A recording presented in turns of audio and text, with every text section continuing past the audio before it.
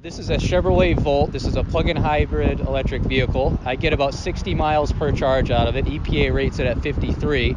And then when the battery is out, if you can't get a charge, it has a built-in generator that's a little more complex than that. But the engine turns on to drive you down the road with gasoline in a hybrid fashion. But as long as you have juice in the battery, you're not using any gas. My record on one tank of gas with my Volt here is a little over 8,000 miles. This is a 2017 Chevy Volt. The newer one coming out has faster charging. However, they are stopping production in March of 2019. So this vehicle will no longer be in production come March of this coming year.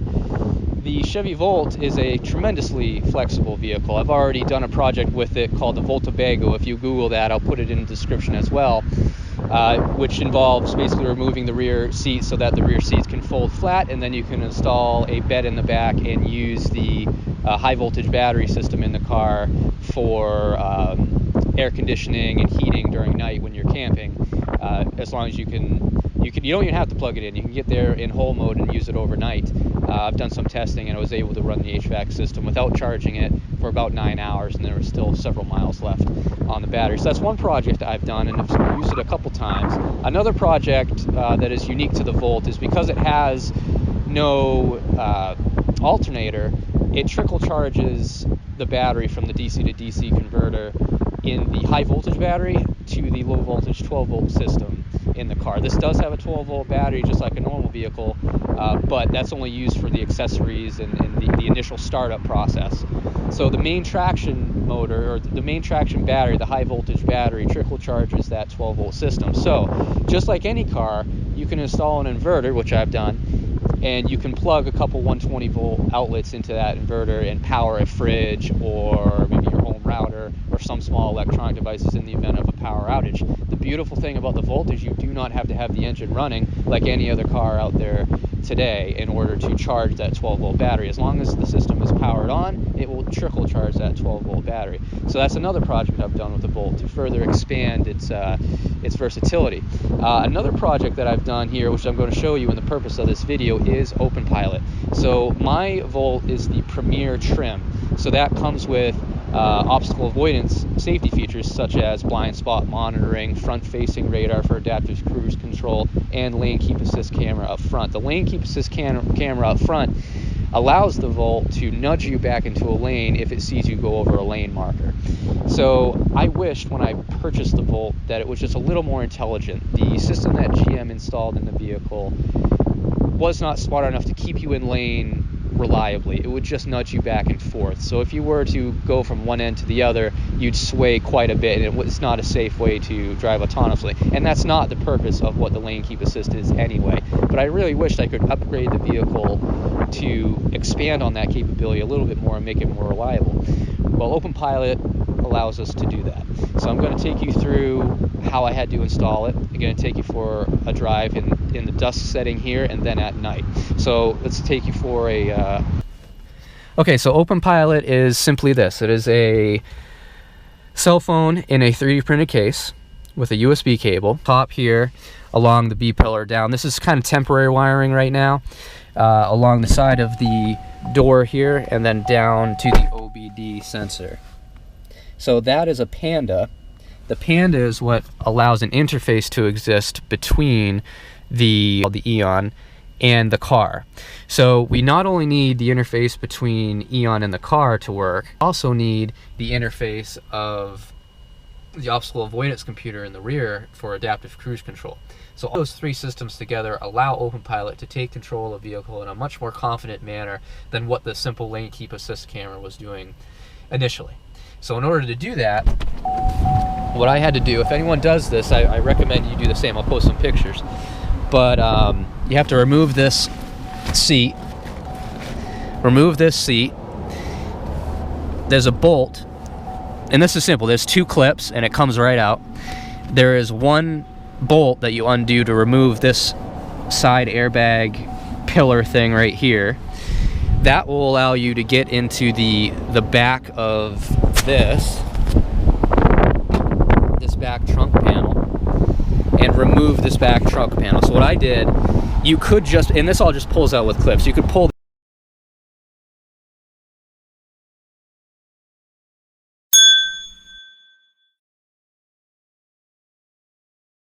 This top one off, and you can actually see in here the computer system I'm talking about, but it was difficult or impossible to remove it that way. So I just removed this panel and this back panel and this panel to get at the computer system there. I also had to remove the bottom floor here, but everything just pulls out. It was real easy. It took about an hour or two.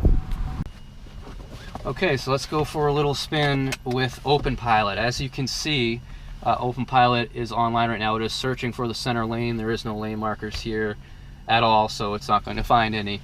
But let's go out on the road, and it is 5:20. The sun's setting in about 10 or 15 minutes. So it's going to be an increasingly lower light situation, which is going to be good for display purposes.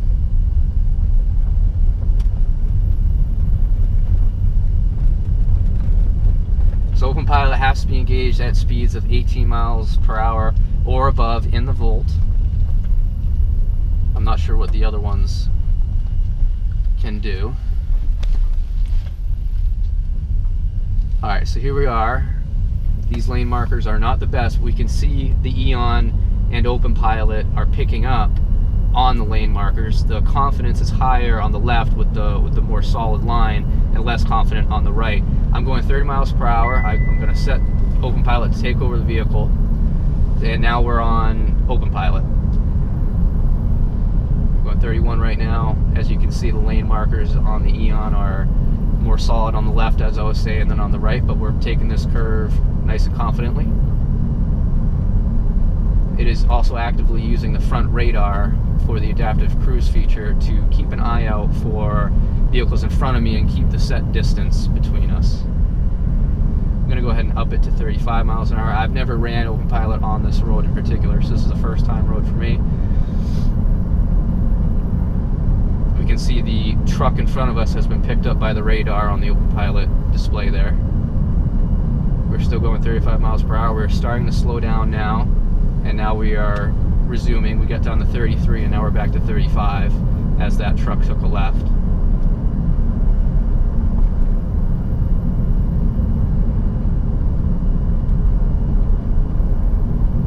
We have a curve up here, a left-hand curve. It's going to go from a single dotted yellow marker to a double yellow marker. That's been kind of etched away.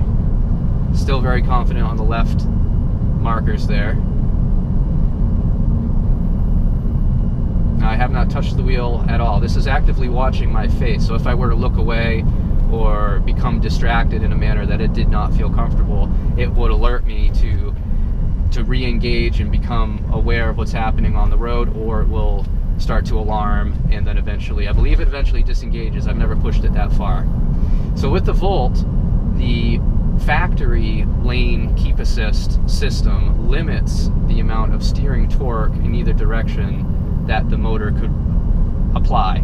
So what happens in some cases with OpenPilot, as I've noticed, and this may be the case with many vehicles, this may not just be a Volt or a GM precaution, but we're going to have a right turn here, and I think we're going to exceed the steering limit. Let's see. Yep, we exceeded it. I took it over. I'm going to go ahead and turn around. It will start to do this and then start to alarm that the steering limit has been reached. So I'm going to go turn around and go back down this same road.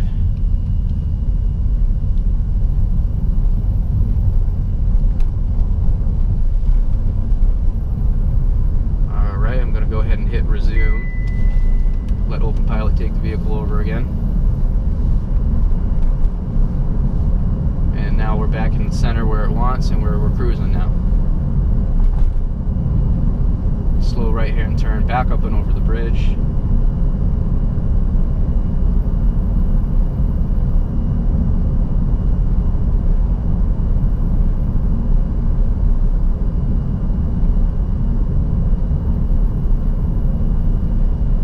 So OpenPilot, like I was saying, has driver monitoring built into it. So if you if your eyes and face wander, it will alarm. And if you don't touch the wheel for an X amount of time, I'm not sure if it's time-based or if it's time plus facial movement-based or if it's just distance-based. But I've seen to be able to get 3 to 5 miles of not having to give any driver input before it will prompt me to re-engage with some steering wheel torque so that it knows I'm still there.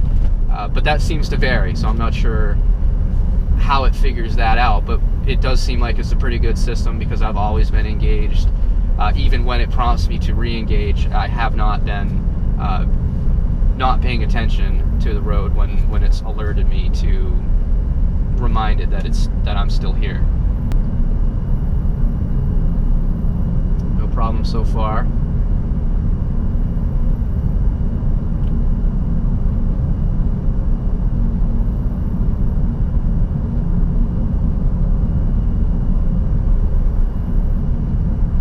We have cars entering here. The adaptive cruise control will pick up on it. Yep, there we go. And it's going to start slowing down behind this Honda in front of me here. And there we go. Now we're down to 23 miles per hour. We're crossing the bridge here. Double lane, double solid in the center lane, and single solid on the far right. It's picking up on both of those lane markers with high confidence.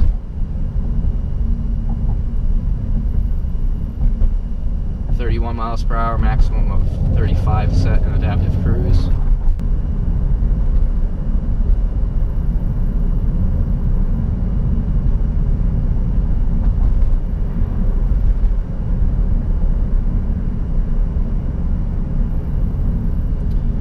Let's see what happens here. This is turning into a 2-lane road from a single lane road.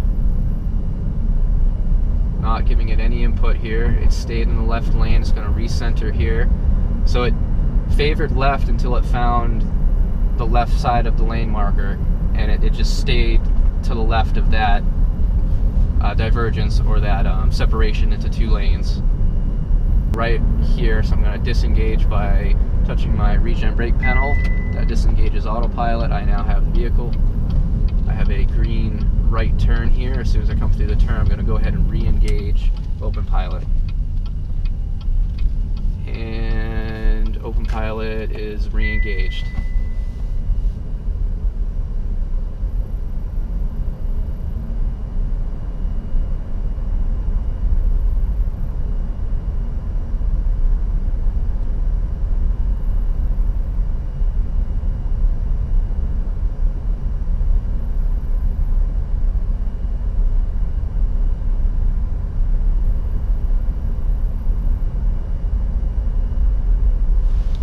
View from up here.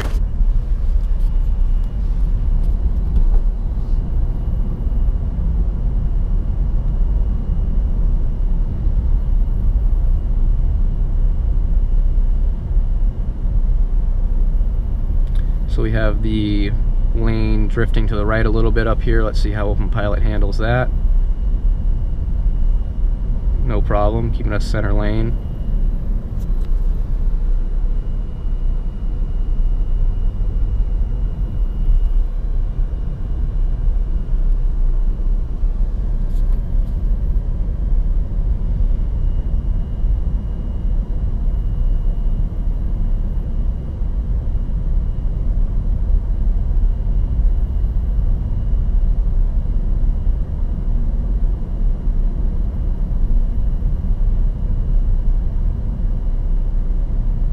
Again, I have not given it any input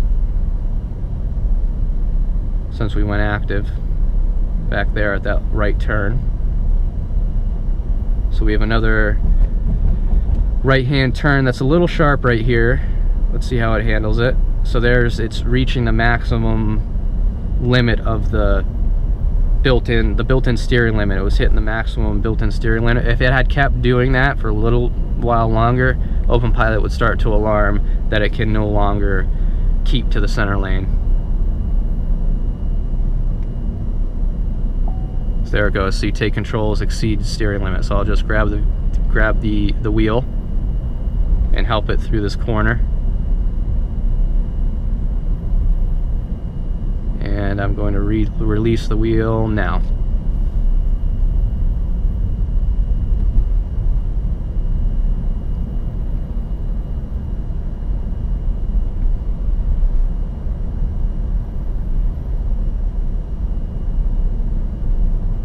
OpenPilot really does shine on the highways rather than the back roads that can have higher turns or more severe turns. Slow, gentle turns like on the highways, I've noticed, is very, very good performance. There goes, reach the steering limit again. I'm going to take it and help it through this turn here. I'm going to release the wheel. OpenPilot has the car again.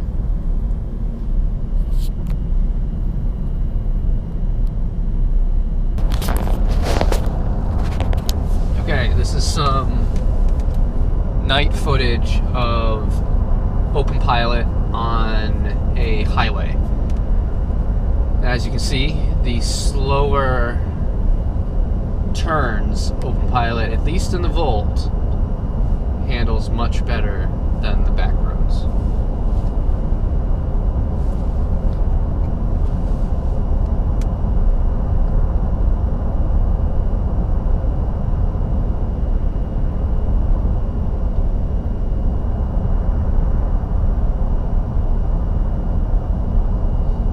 So I'm at 42,894 miles, and I started it probably a mile or two back that way.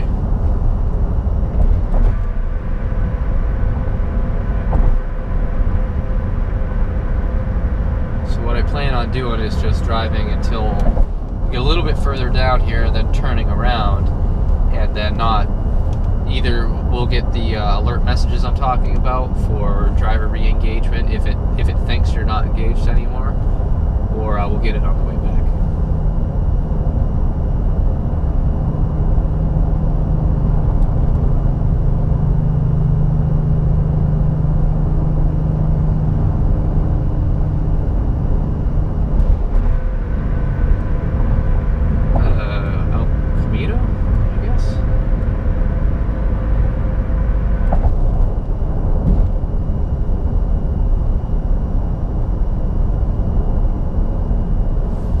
Touch steering wheel, no driver monitoring.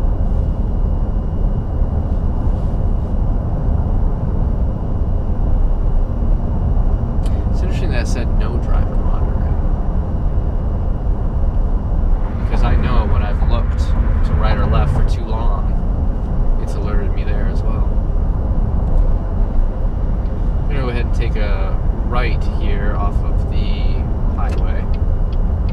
Reduce speed on OpenPilot. I have not disengaged OpenPilot now.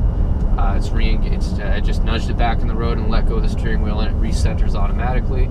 I set the cruise control down to 30 because I do want to turn. I'm going to go ahead and do the same thing here. And it should favor the left lane, or the left lane marker.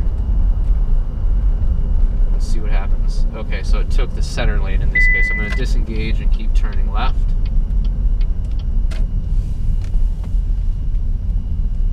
This would be too much of a... this is way too much of a turn for at least the Volt's implementation of OpenPilot, or GM's implementation of the steering control system. Alright, get it here. And I'm going to go ahead and re-engage autopilot. Get my hands off the wheel. Autopilot has control. I'm going to go ahead and set the speed to 35 miles per hour, and adaptive cruise control is keeping the distance with the car in front of us. You can see it there on the marker. I'm going to go ahead and grab the camera now and do some footage like this.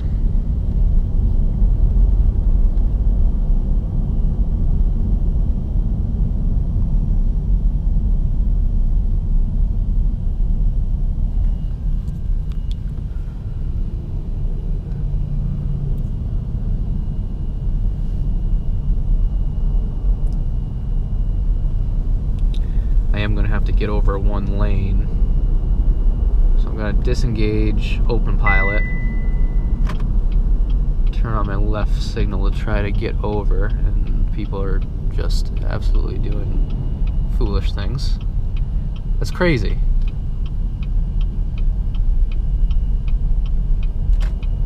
Like, what was the purpose of that? To get ahead 10 feet? Oh, right, I forgot. You're in a big truck, so I guess you can do that. All right, I'm gonna go ahead and re-engage autopilot, or OpenPilot, sorry.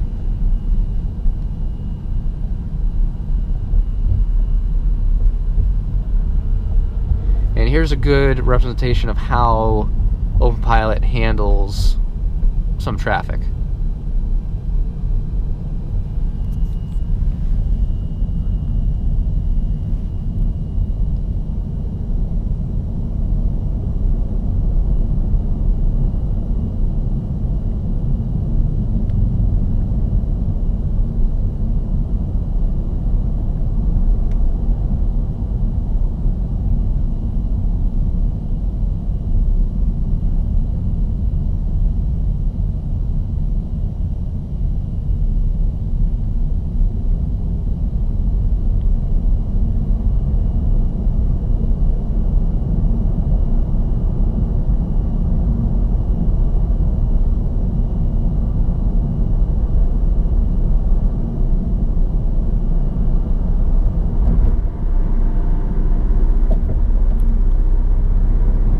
Reached the cruise control maximum. Now I'm going to go ahead and up it to 45 miles per hour. That's 10 plus what we were just doing.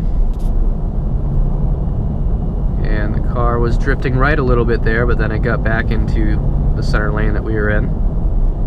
Now, OpenPilot does seem to favor the left. So in other words, if it loses confidence on where things are, it tends to drift left a little bit. And I think that that's built-in logic to prevent the car from following or favoring the right, which would be an off-ramp or a situation like that typically. So in situations that I've been in where I'm in the right lane and I lose the right lane marker, the car's always preferred left over right, from what I can tell. And that might just be completely wrong, but just an observation that I've noticed in the last few days of having OpenPilot.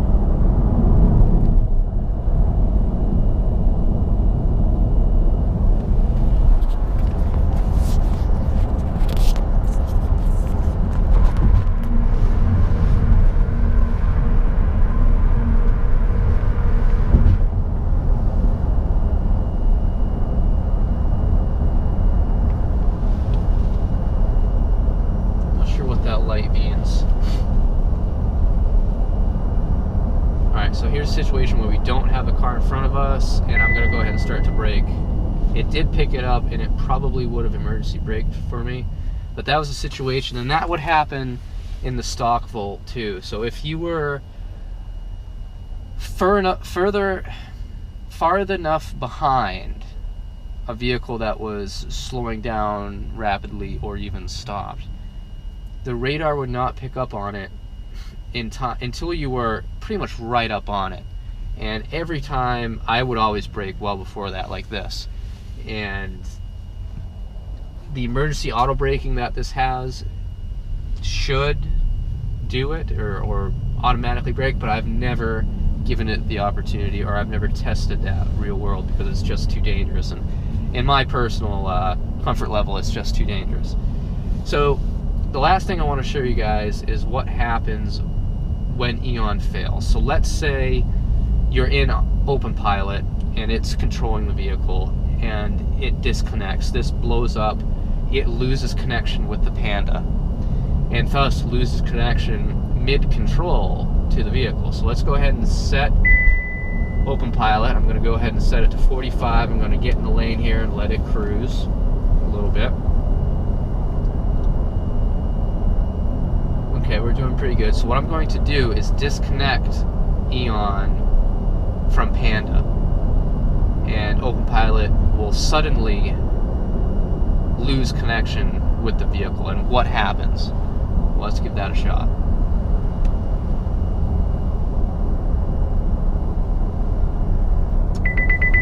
There we go. So I got the automatic braking warning light, and that's it.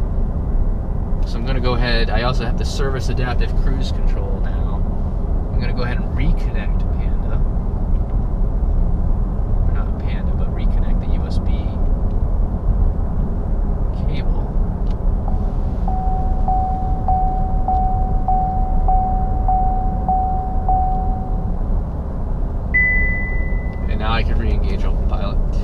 there we simulated a complete failure and sudden reconnection of Eon to Panda and